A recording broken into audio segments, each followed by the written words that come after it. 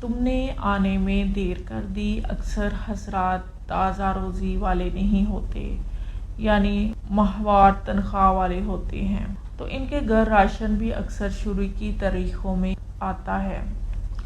پھر جیسے جیسے مہینہ ختم ہوتا ہے راشن بھی کبھی یہ چیز نہیں تو کبھی وہ چیز، کیونکہ ہمارے اپنے گھر کا یہی سسٹم ہے۔ تو آپ یہ کریں کہ جب آپ کے گھر کا راشن آئے تو ہر چیز پر 14 نورانی حروف انگلی کی مدد سے لکھ لیا کریں۔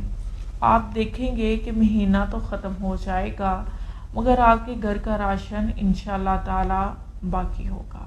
حضرت عبد الرحمن بن عوف رضی اللہ تعالی عنہ یہ 10 مبشرہ کے وہ صحابی ہیں جنہیں دنیا میں جنت کی خوشخبری مل گئی تھی۔ یہ اپنے تمام مال و اسباب، اولاد، مویشی پر 14 حروف لکھ دیا کرتے تھے اور اپنے ٹائم کے امیر کبیر تاجر تھے۔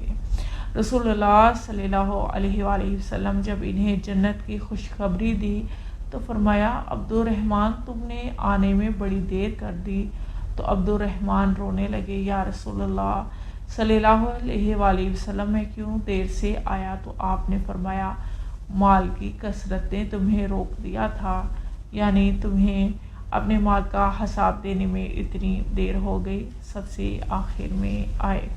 وہ 14 نورانی حروف درج ذیل ہیں، نوٹ کر لیجئے گا۔ الف، ہا، صاد، سین، کاف، عین، توئیں، کاف، دال، ہ، نون، میم، لام۔ یہ بہتر دعا وہ ہے جو اسماء الحسنی کے بعد ان حروف نورانیہ کے ساتھ مانگی جائے۔